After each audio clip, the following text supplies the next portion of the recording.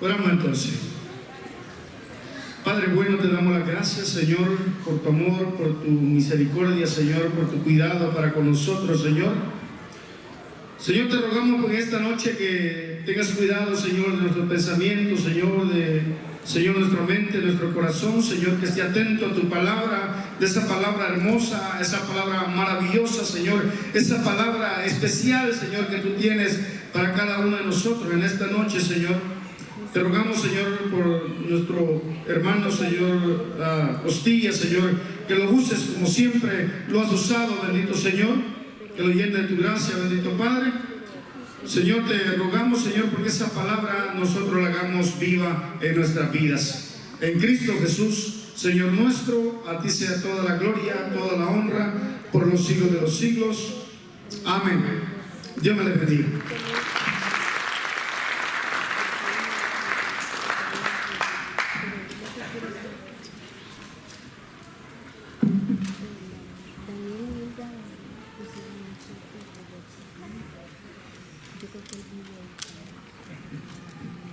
Dios le bendiga. ¿Se escucha bien? Qué bendición estar en la casa del Señor, ¿verdad? Saluda a su hermano, por favor, y dele una palabra linda. Dígale, sigue adelante. Y le da más eso. Sigue adelante. La Escritura dice que cuando Jesús se dirigió a ciertas ciudades, a la gente la miró con mucha necesidad y tuvo mucha misericordia y compasión de ellas. Y yo creo que Dios a todos nosotros nos observa de esa misma manera.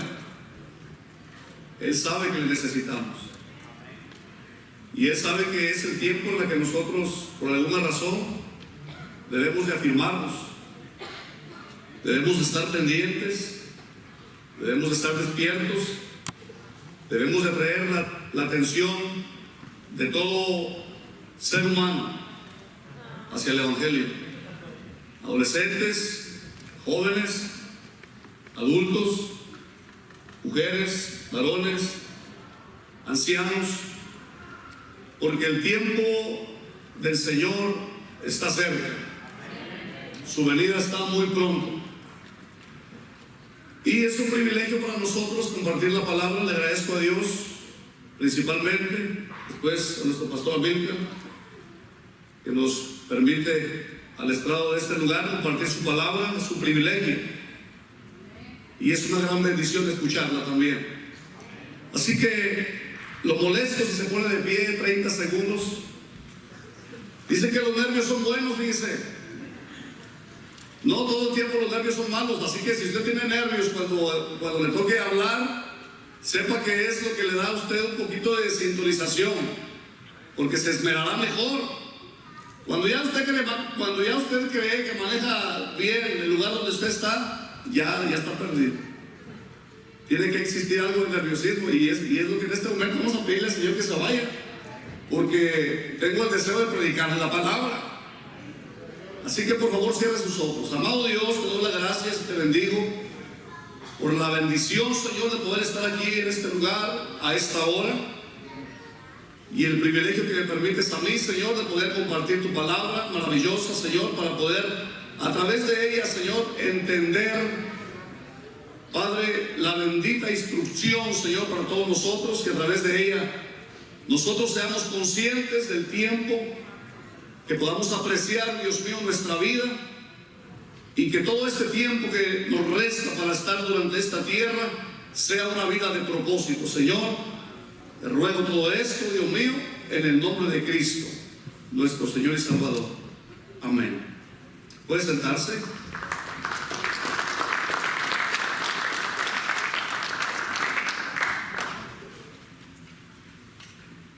Esta noche yo le voy a hablar acerca de algo que usted ya lo ha escuchado bastante y creo que no le será ajeno, pero quiero que abra su Biblia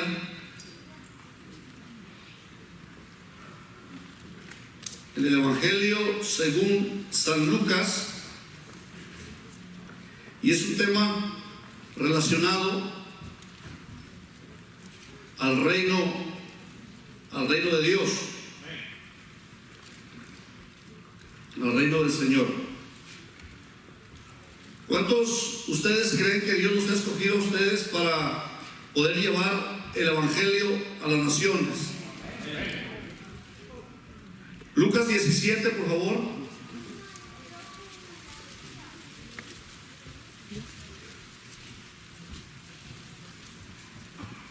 Vamos a leer el texto 21. Y decíamos que cuando ya todos digan amén es porque ya lo tenemos, pero esto a veces no es cierto. Hay gente que no le pone atención a la Biblia, hay gente que ni la está viendo. Pero entonces, por los que tienen Biblia y leen, digan amén cuando ya tengan el texto. El versículo 21, honrando al Padre, del capítulo 17, dice: ni dirán Eló aquí o Eló allí, porque he aquí el reino de Dios está entre vosotros. Hasta ahí, ese es el texto que vamos a leer, y es el que nos vamos a basar para poder nosotros hablar acerca del reino de Dios en nuestra vida. ¿Qué es un reino? ¿Y qué nosotros entendemos por la palabra reino? A través de la historia hemos nosotros, si usted ha escuchado un poco acerca de imperios muy fuertes a través de la historia, se ha dado cuenta que en todo imperio se necesita que exista un rey. Se necesita que alguien gobierne, y es necesario que pues sea alguien que esté al frente para tomar todo tipo de decisión, y sobre él existe cierta autoridad también para poder guiar a esa nación, a ese pueblo, y a cumplir propósitos que tenga destinados o asignados para esa época en la que le ha tocado vivir. Usted ha escuchado, por ejemplo, reinos como por ejemplo Alejandro el Grande, algunos que la Biblia nos menciona como Darío, egipcios, ¿verdad? Reyes egipcios, y todos ellos eran un reino, o sea, cada uno representaba un reino. Pero nosotros hoy vamos a hablar acerca del reino de los cielos. Vamos a hablar de qué es el reino de Dios en medio de nosotros. El reino de Dios tiene un propósito en cada uno de los que hemos nosotros aceptado, todos los que hemos creído y hemos recibido a Cristo como nuestro Señor y nuestro Salvador. El reino de Dios tiene una finalidad, y esa finalidad es llevar a cada uno de los que le sirven a ser durante vida un hombre y una mujer que le pueda servir a Dios con integridad, con fidelidad, con entereza, con humildad. Y se requiere que haya disposición en el corazón de todos aquellos que son súbditos, y por no decirlo, aunque hay gente que no le gusta, pero ser un esclavo de Dios. Hay gente que tiene problemas con que le digan siervo. Si quieres ver eso, voltea la par y dile siervo. La palabra siervo, si no se comprende y no entiende que es un gran privilegio ser parte del reino de Dios, hasta mal le cae que le digan así. Algunos dicen, mejor dime siervo de Dios, se ve más bonito. No, es que si eres un siervo es porque tienes un rey. Y si tienes un rey es porque gobierna o desea gobernar sobre cada aspecto de tu vida. Entonces, para cuando te digan siervo a ti, tú tienes que sentirte privilegiado. Pero tampoco puede ser nada más como un apelativo, como para que se escuche bien. Imagínate, le dicen siervo a uno, y si uno no sirve, siervo. servidor. ¿Quién es nuestro rey? Él es nuestro Dios y nuestro rey. Él gobierna sobre nosotros. Entonces Jesús, cuando está en este momento diciendo que el reino está en medio de vosotros ya, Él está diciendo que tiene un efecto ese reino en medio de nosotros. El reino de Dios se puede sentir, aunque no se puede observar. Usted ha leído que los ángeles del Señor, en hebreo nos dice que son servidores nuestros, los ángeles de Dios. Los ángeles del Señor representan también en el reino de Dios una asignatura que les corresponde a ellos, de acuerdo al plan de Dios, proteger al ser humano, hablando de nosotros, a la iglesia, y también son parte del reino de Dios.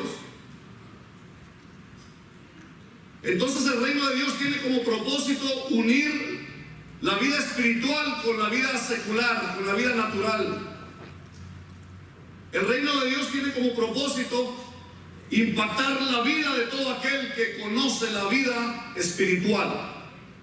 El reino de Dios tiene como propósito hacer que nosotros comprendamos que hay una vida espiritual y que debemos ponerle mucha atención. O sea que el reino de Dios tiene mucho propósito en la vida del creyente. Cuando nosotros hablamos acerca del reino de Dios, es más, un canto bien lindo que hace rato cantaron los hermanos ministros, y yo me ponía a pensar en la grandeza de Cristo.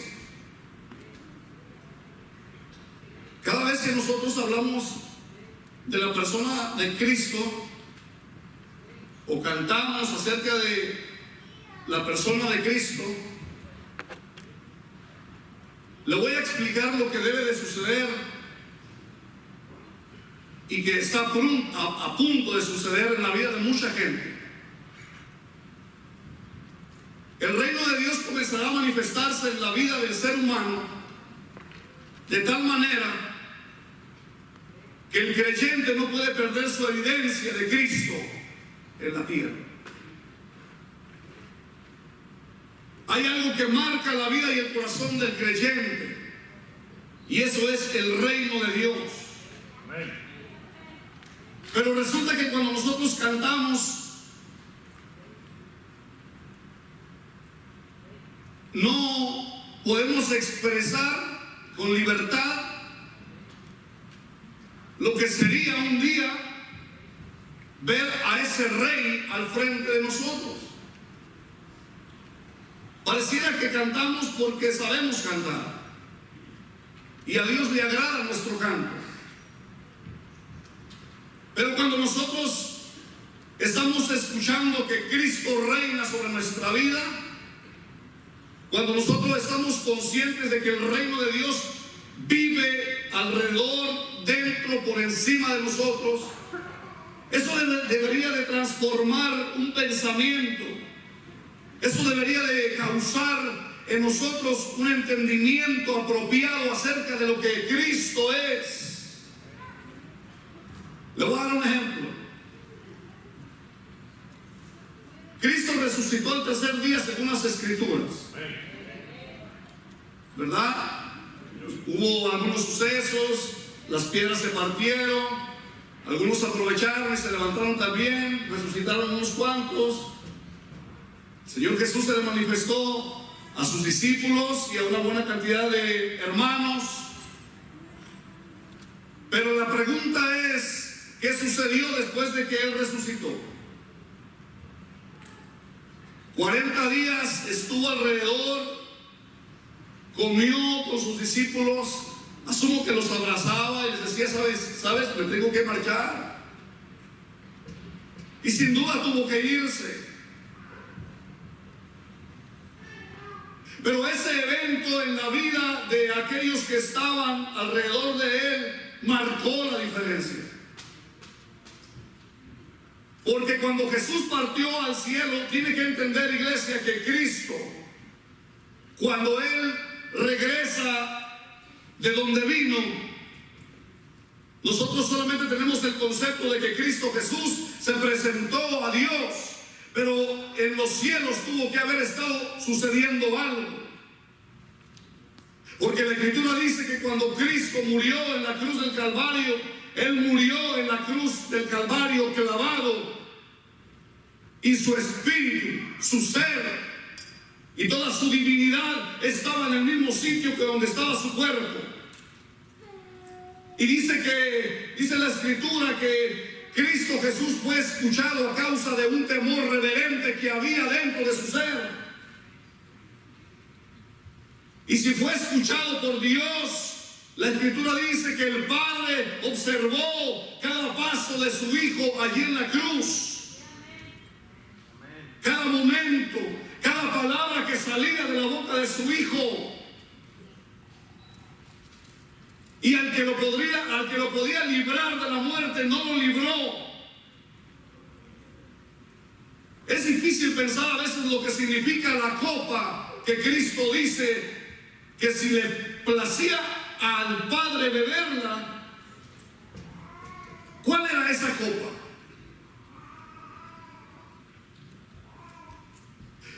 Cuando Jesús está en el Getsemaní, ¿qué fue realmente lo que está sucediendo en ese lugar? Él estaba allí. Y algunos hacen referencia a que el sudor de su frente era entre agua y sangre. Pues es cierto, porque la presión era mucha. Pero realmente, ¿cuál era el propósito? Porque Jesús le dice al Padre, Padre, y Él le menciona, Padre, le dice, si tú quieres que pase de mí esta copa, ¿qué copa es? ¿Cuál copa era? ¿A qué se refería Jesús, tu Salvador, cuando hablaba de esa copa? Ahí está el misterio de lo que nosotros somos en Dios. Ahí está la razón por la cual la iglesia, el evangelio, la comunidad cristiana en este lugar, en esta nación, en todo el mundo, se tiene que estar preparando, porque Cristo Jesús, cuando le dijo al Padre, Padre, si quieres que pase de mí esta copa, que se haga tu voluntad y no la mía. Había dos voluntades, la del Dios del cielo, su Padre, y la de Cristo Jesús en la carne. Y la voluntad de Cristo en la carne estaba suponiendo que Él no quería ir a la cruz, aunque era su pasión. Entonces Jesús, cuando está mencionando esta expresión, diciéndole al Padre, Padre, si quieres que pase de mí esta copa, Él en ese momento está haciendo básicamente una alusión a la razón por la cual Jesús fue preparado desde antes de la fundación del mundo para morir en este mundo por todos nosotros, clavado en una cruz. Gloria a Dios. Ese fue el pacto entre el Padre y el Hijo. Esa fue la razón por la cual, cuando el ser humano estaba sin esperanza, desprovisto de Dios, sin propósito en la vida, dado a la oscuridad, sin esperanza, sin razón, Cristo Jesús aceptó en obediencia hacerse hombre y hacerse siervo. Y la humillación más grande de Jesús, ¿cuál fue?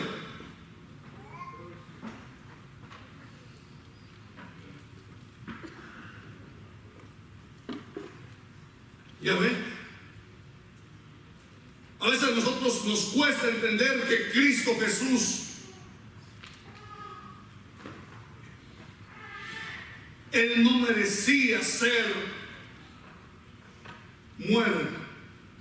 Él no merecía ser hombre. Él no merecía ser siervo. porque de Él se había dicho que Él era el resplandor de su gloria, el resplandor de la gloria de Dios. Él era Dios mismo en la eternidad, mas sin embargo se hizo hombre y se hizo siervo.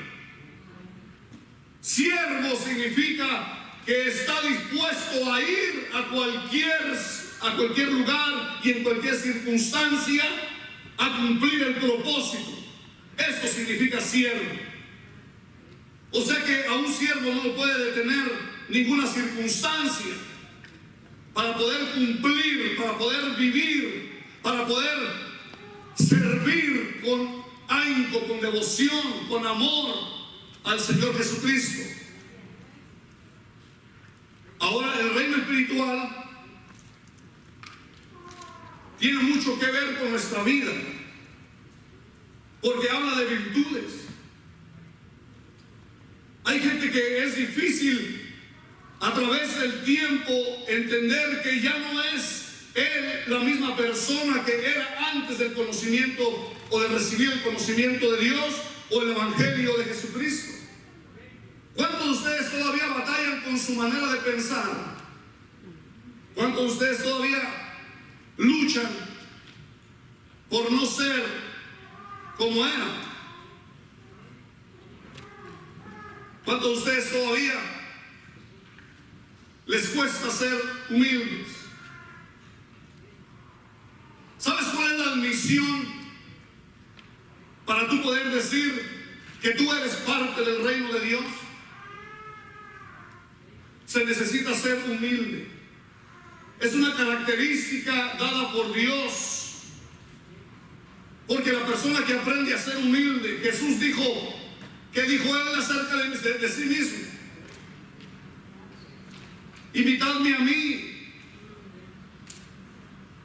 ¿Por qué? Porque había humildad en él. ¿Y qué significa humildad? Para empezar, significa ceder todo el derecho que tienes de sí mismo, ceder tu derecho. Significa que no te mereces nada. ¿Y cuánto nos cuesta a nosotros a veces pensar que para servir a Dios queremos nosotros disponer de tiempo para servir a Dios? Queremos tener nosotros tiempo para poder servirlo. Si tenemos tiempo, servimos. Si nos sentimos bien, servimos. Si me siento bien, sirvo. Si me gusta el lugar donde me pusieron, lo hago con intención, con gozo. Pero si no. Este es el evangelio de nuestros días. Esta es la manera de pensar de la gente de hoy. Yo sé que hay excepciones, sé que hay gente que se goza, se alegra, sirve, pero no deja de ser una virtud la humildad, porque Dios conoce el corazón de cada uno de nosotros al servir. Dios sabe lo que hay en tu corazón cuando tú sirves. Dios conoce todo lo que tú puedes esforzarte, pero Dios lo que realmente aprueba es la intención que hay en tu corazón y la manera como tú sirves.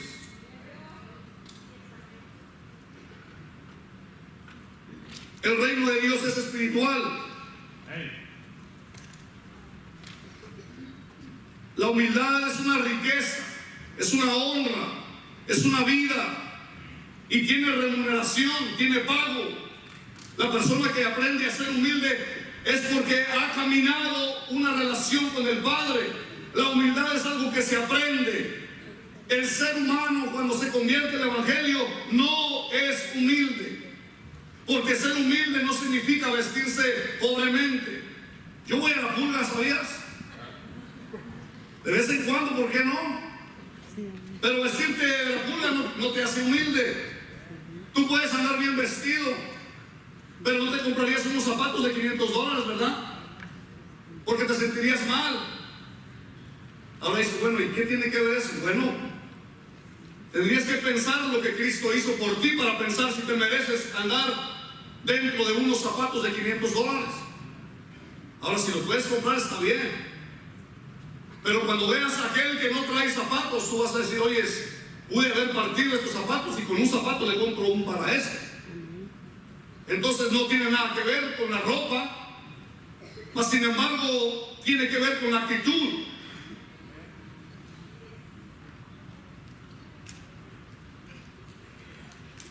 Quiero que vaya a Proverbios 22, capítulo 22, verso 4. Y ese texto dice así. Dice: riquezas, honra y vida son la remuneración de la humildad y del temor de Jehová.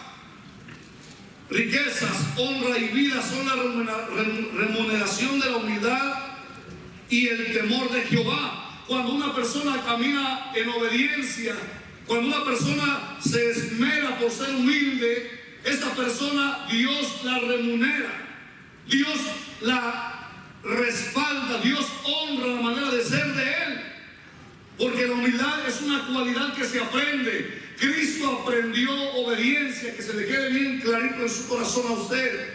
Cristo aprendió obediencia, jamás se sujetó Cristo, porque Él y el Padre eran uno. O por ahí algunas religiones dicen que Cristo era menor al Padre. Jamás. Cristo y el Padre son uno. Pero en la participación de Cristo aquí en la tierra tenía que distribuirse de la manera como se hizo, como Dios lo hizo. Pero Cristo nunca dejó ser con el Padre uno. Él aprendió obediencia, y si Él aprendió obediencia, nosotros podemos aprender humildad. Ser humilde, esa palabra significa condescendencia humana. O sea que yo puedo identificarme con la necesidad de aquella persona que está alrededor mío. Yo tengo que ser condescendiente. Si yo observo con indiferencia la necesidad de las personas que tengo a la par, siendo mi amigo, mi hermano o quien sea, tú eres una persona indiferente. Y una persona indiferente, pues por lo regular, no observa las necesidades de las demás personas.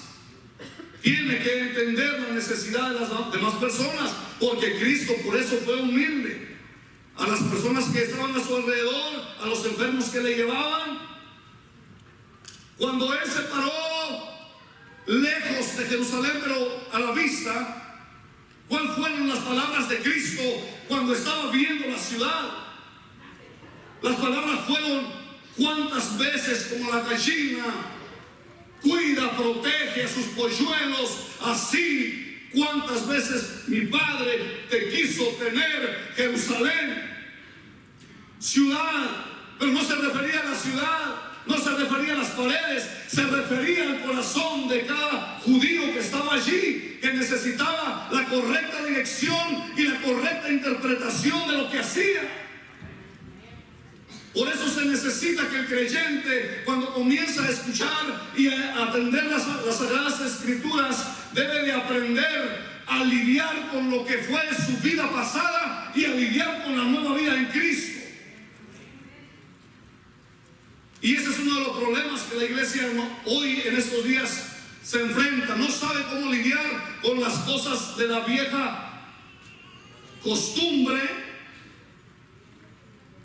Por ejemplo, aquí cuando se escriben los evangelios, algunos de ellos tienen varios propósitos, diferentes propósitos. Yo sé que usted lo ha escuchado, pero la mayoría de los evangelios tenían como propósito los escritores lograr que aquellos que habían recibido el evangelio no regresaran al judaísmo.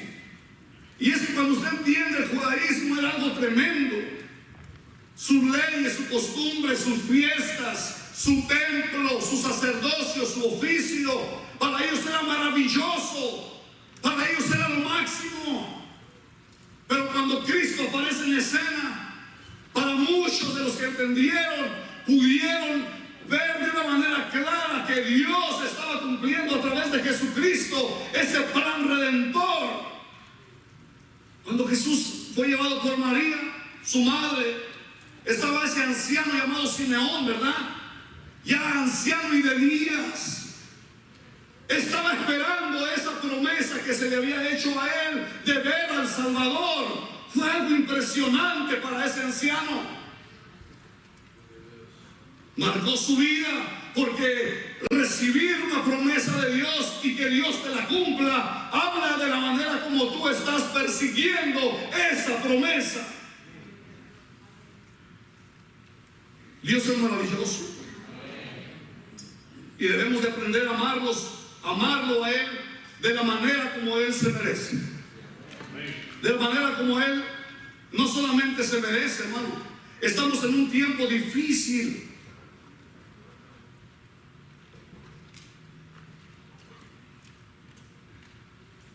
¿Cómo medimos nosotros el reino de Dios?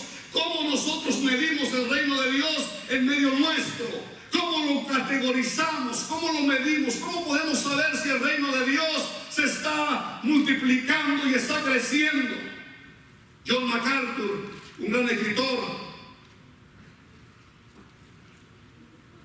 dice que el reino de Dios, aunque es invisible, se puede ver en el creyente. Aunque no se ve, porque es Dios a través de su Espíritu en la vida del ser humano, trayendo convicción, regenerando, trayendo perdón, trayendo justificación. ¿No te recuerdas cuando tú ibas en la secundaria, si estuviste en preparatoria? ¿Qué era lo que te excusaba a ti? ¿Qué era lo que te justificaba para que no te pusieran una falta? ¿No era un justificante para que no te contara esa falta? Yo sé que muchos de ustedes se brincaron la barda. Yo lo hice. Yo me esquivé. En México se dice así, yo no sé, o me dice la pinta. Pero con una carta firmada, y inventábamos la firma de nuestra mamá o papá, y nos presentábamos con el maestro y decíamos: mira, aquí está la carta. Y éramos justificados. ¿Tú sabes lo que significa ya no ser culpable?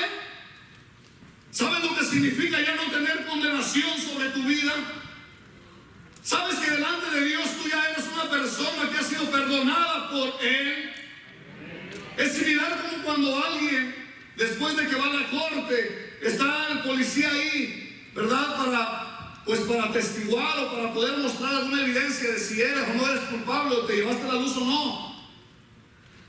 Quizás está la evidencia, está el ticket, la factura y pagaste el dinero, lo que sea. Pero cuando llega el momento en el que el juez dice que tú ya has sido perdonado y que tú ya no debes nada, no importa si en el camino cuando vas hacia afuera te encuentras nuevamente con el policía o te encuentras con quien sea, si el juez dijo que tú eras libre, tú ya no eres culpable. Eso dice la Escritura.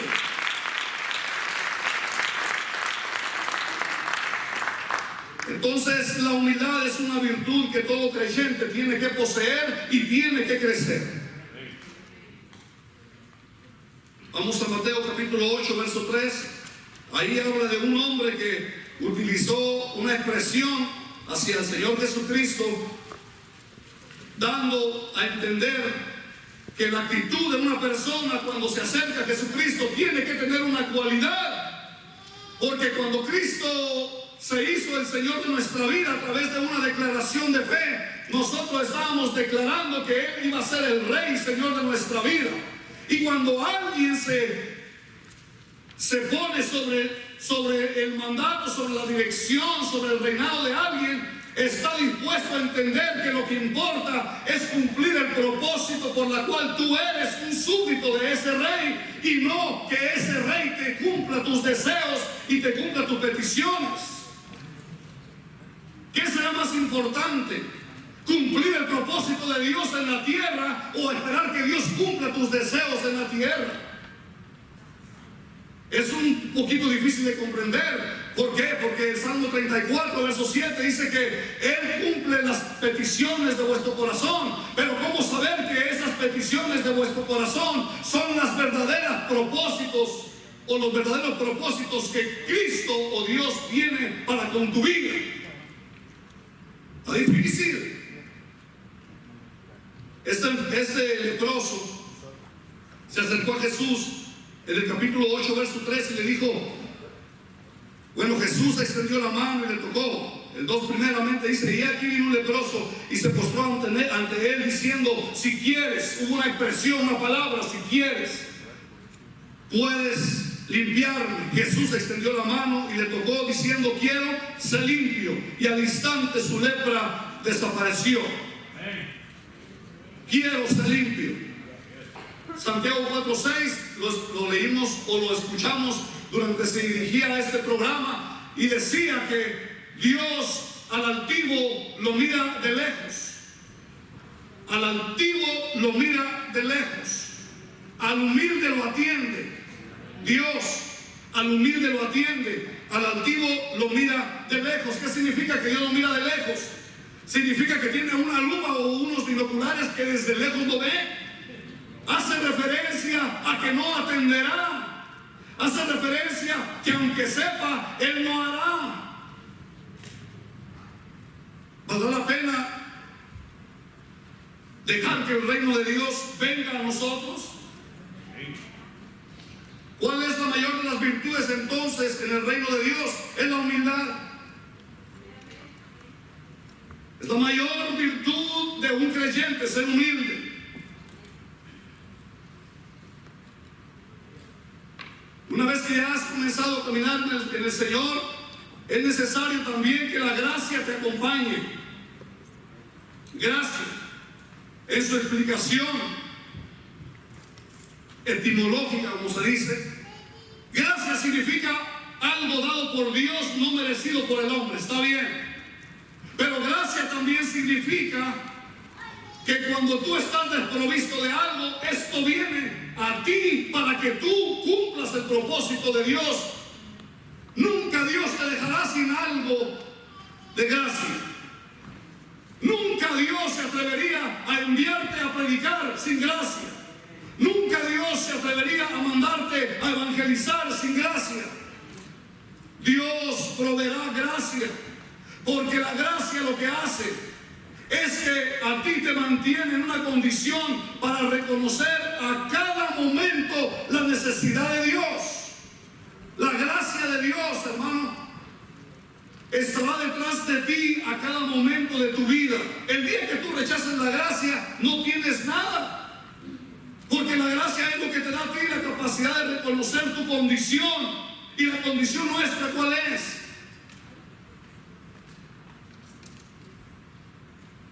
Nosotros nos equivocamos, nosotros fallamos, nosotros nos metemos en problemas, nosotros maldecimos, nosotros con los pensamientos deshonramos. ¿Cuándo fue la última vez que un pensamiento malo vino sobre ti? ¿Cómo reaccionaste cuando te golpeaste? ¿Cómo reaccionas cuando tu esposa, tu cosita en tu casa, no te hace la comida que tú quieres? ¿Cómo reaccionas cuando las cosas no te salen bien? La segunda carta a Timoteo, el apóstol Pablo a Timoteo le aconseja y le dice: Timoteo, las circunstancias tuyas no son las mejores. Así como muchos de nosotros por momentos nos sentimos que no nos sale mal nada bien. A veces estamos desesperados. A veces no nos han salido las cosas como quisiéramos. Mas sin embargo, debemos de seguir adelante, debemos de seguir perseverando, debemos de seguir constantes, debemos de continuar este llamado y esta carrera. Pero fue necesario que Timoteo entendiera que de Dios había recibido un don. Timoteo se enfrentaba a los falsos maestros del tiempo de Pablo y de Timoteo en la ciudad de Éfeso. No era fácil. Y estar al frente de una congregación o de una obra y ser el encargado y saber que hay gente que procurará engañar a las ovejas, no es nada sencillo, no es nada fácil. Por eso el apóstol Pablo a Timoteo le dice: Dios te ha dado a ti un don llamado el don del dominio propio. Dominio propio. Tú sabes que el creyente tiene que entender que el dominio propio tiene que caminar con él día tras día, renovando su dominio propio. Proverbios Ya no vamos a ir a Proverbios, perdón, porque nos queda poco tiempo. El que tienes a la par, yo quiero que voltees y le des esta expresión. Dile: el reino de Dios sufre violencia. Díselo otra vez, porque lo que vamos a leer ahorita va a estar difícil. El reino de Dios sufre violencia, Mateo 11:12. Si la mayor virtud en el reino de Dios es la humildad, ahora yo quiero que usted comprenda y sepa cuál es el peor pecado en el reino de Dios. El peor pecado en el reino de Dios es la soberbia. ¿Qué es soberbia? Soberbia, la definición de esa palabra es altivez o apetito desordenado de ser preferido. También es cólera, otro concepto, e ira expresada con acciones descompuestas, palabras activas o injuriosas. Soberbia. ¿A quién le gustaría que le dijeran soberbia? ¿Verdad que no se oye muy bonito? ¿Cómo se oye? Cuando tú le estás diciendo a alguien soberbio, lo que le estás diciendo es que no eres humilde. Cuando tú le estás diciendo a alguien soberbio, le estás diciendo es que tú no te dejas enseñar. Cuando tú le estás diciendo a alguien soberbio, le estás llamando la atención por no dejarse moldear. Y soberbio o la soberbia fue la razón por la cual el ángel de luz fue expulsado y destituido de la presencia de Dios. Es algo serio. La soberbia es algo bien difícil. Todos en su momento enfrentamos una situación donde nos hace, por alguna razón, mostrar cierta soberbia. Pero este es el enemigo más difícil de poder llegar al reino de Dios, o que el reino de Dios obre en la vida nuestra. Tenemos que entender que la soberbia será la razón para nosotros muchas de las veces ceder a cualquier circunstancia que nos encontremos y no seamos aptos, sabios, humildes para poder luchar contra esta situación o circunstancia. La soberbia es algo que se lleva en el corazón. Está ahí adentro, pero cuando Cristo vino, debió de haber desaparecido la soberbia.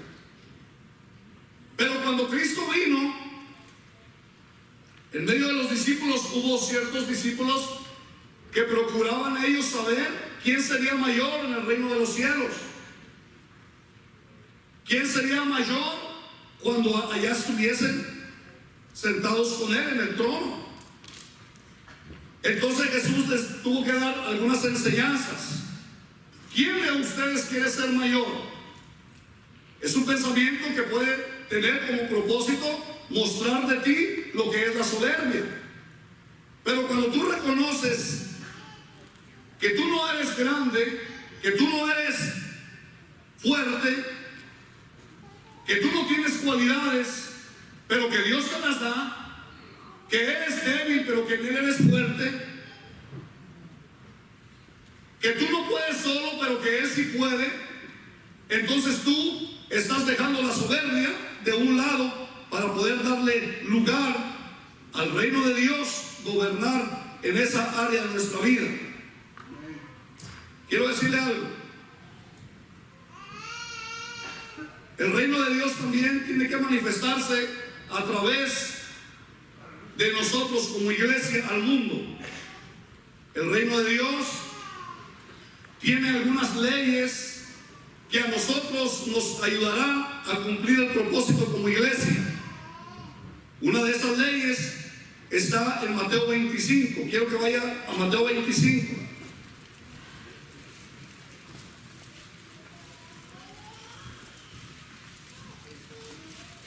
Mateo 25.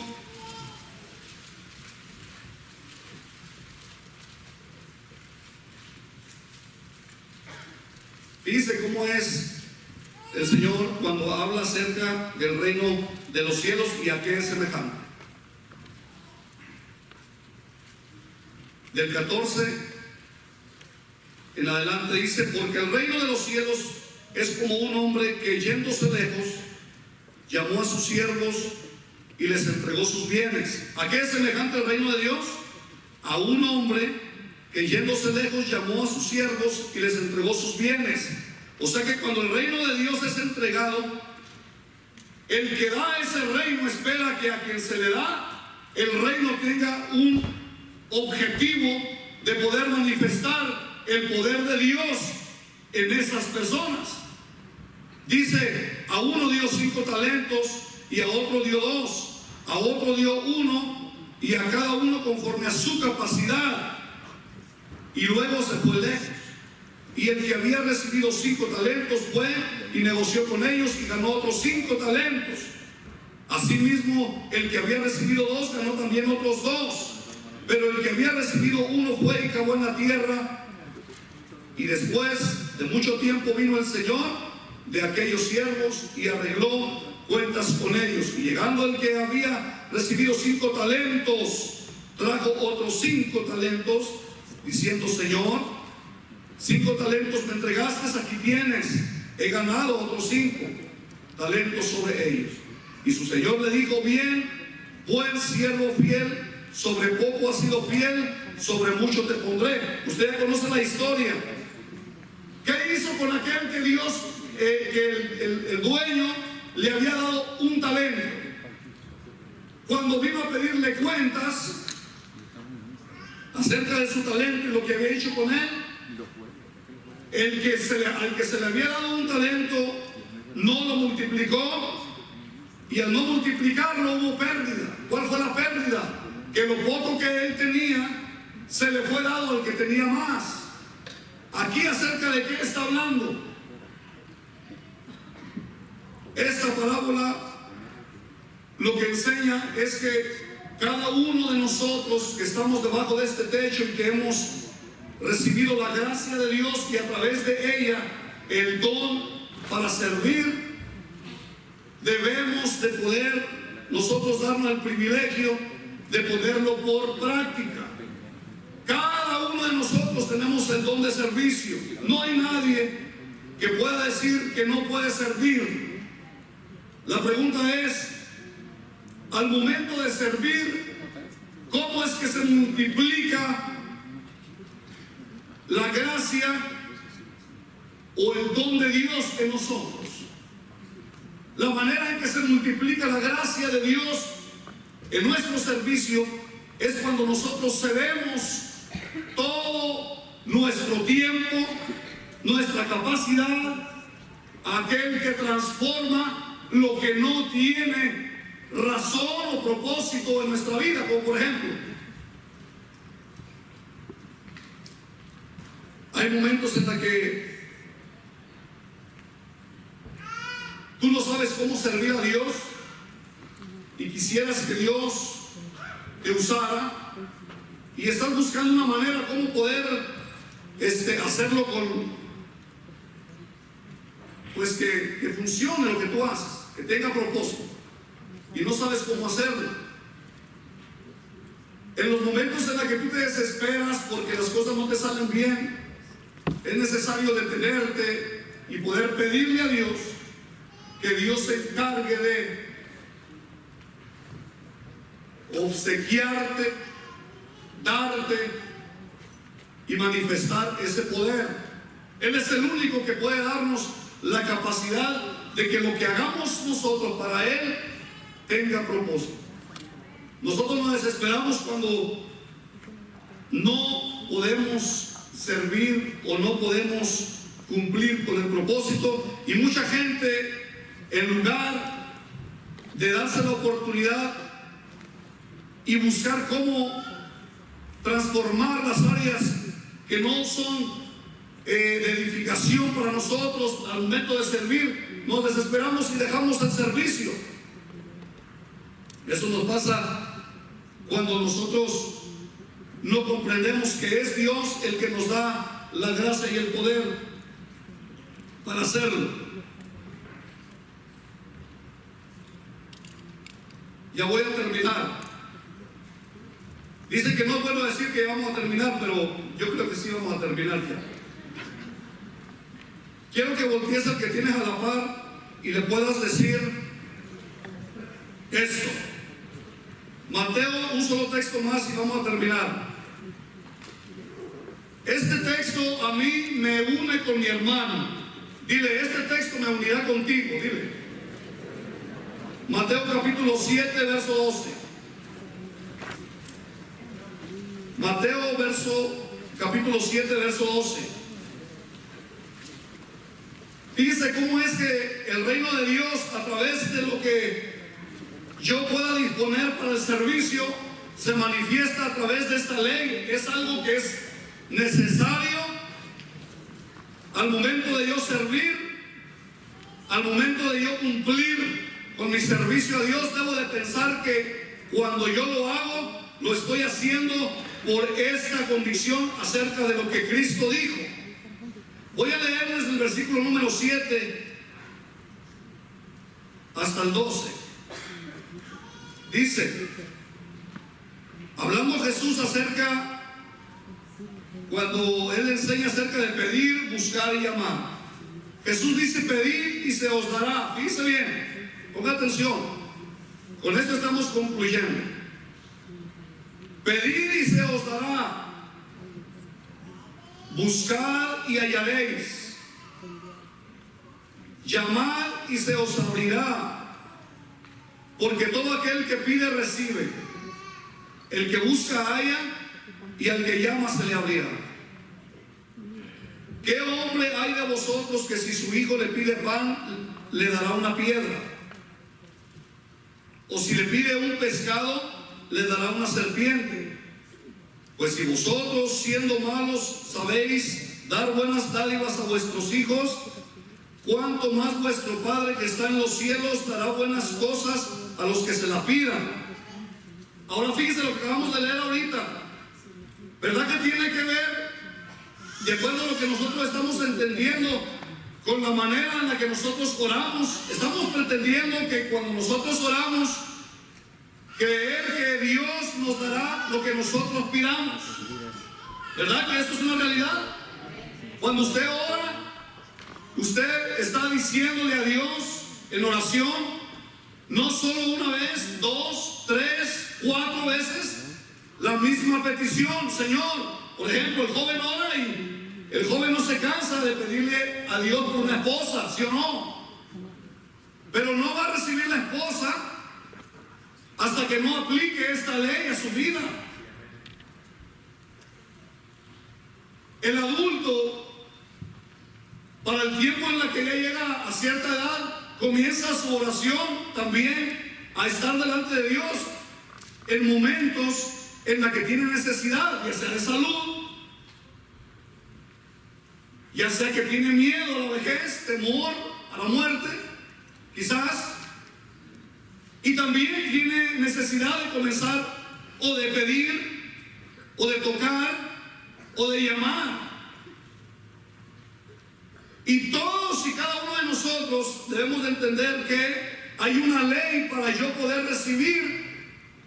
Hay una ley para yo poder hallar, y hay una ley para que yo o a mí se me pueda abrir.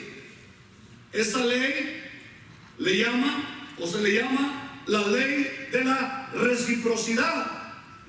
O sea que yo ya no voy a pedir solamente por pedir. Yo tengo que entender el versículo número 12.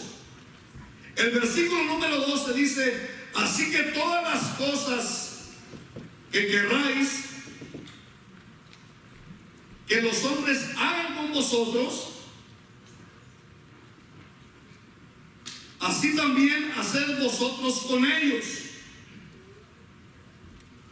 Porque esto es la ley y los profetas. Vamos a explicar esto y oramos para que le cederé el tiempo a nuestro pastor. Nosotros cuando oramos pedimos que el Señor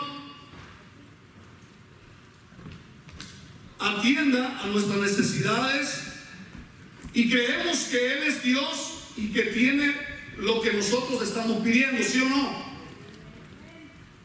La pregunta es, ¿por qué Jesús, cuando está hablando acerca de que cuando ustedes oren y se acerquen a Él, primero Él está garantizando o diciendo, si tú pides se te va a dar, si tú buscas vas a encontrar, si tú tocas se te va a abrir?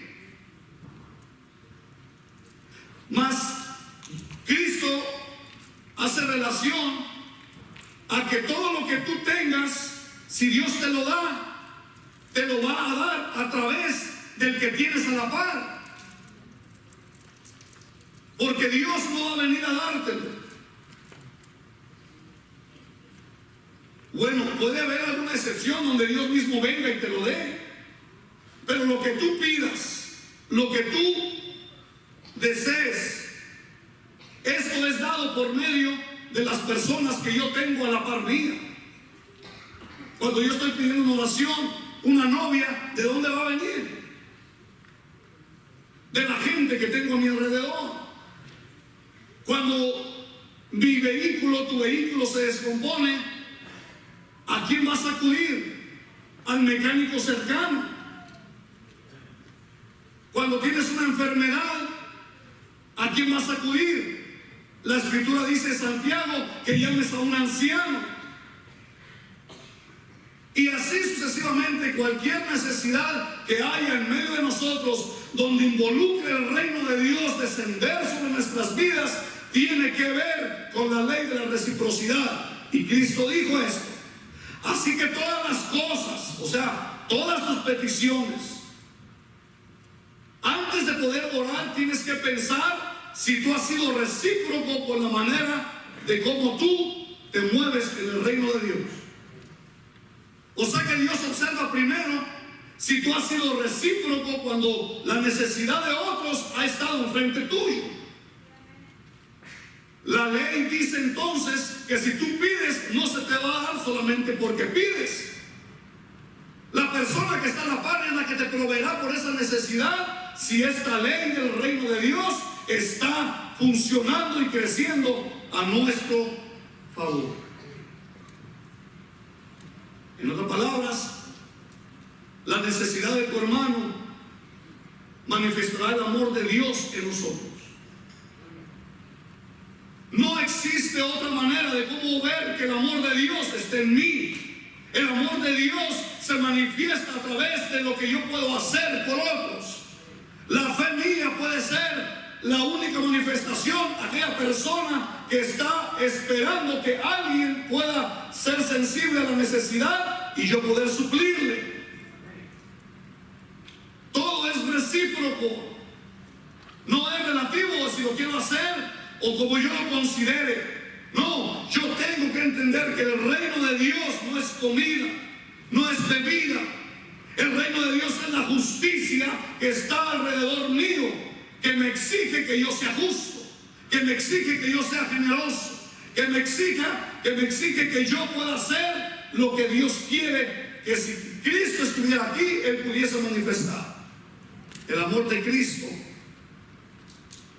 dice la Escritura, nos constriñe a nosotros. El amor de Cristo para nosotros es el reino de Dios en medio nuestro.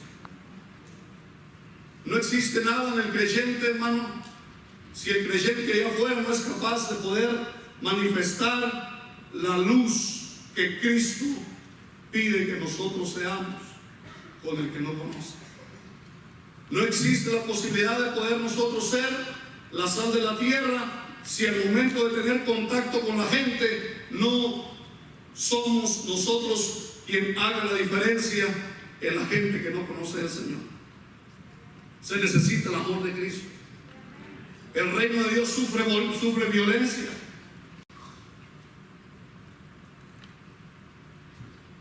noticia triste que a mí me conmociona saber, es y te lo voy a hacer saber.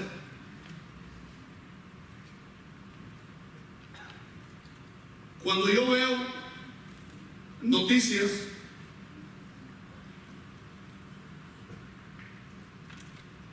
y observo que en países como lo que hoy representa Rusia, ¿qué tiene que ver esto con el mensaje?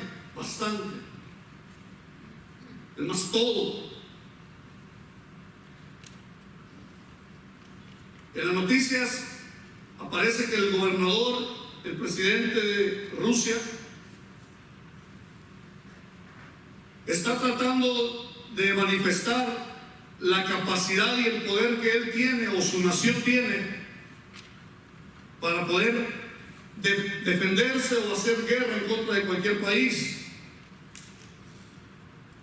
Y esa noticia alarma a mucha gente, porque por primera vez en algunas cuantas décadas se escucha nuevamente acerca de un tema similar que tiene que ser preponderante para las personas que estudian la Escritura,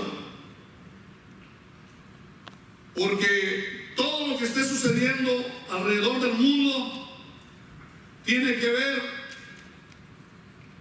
con la manifestación del reino de Cristo sobre la faz de la tierra y su segunda venida.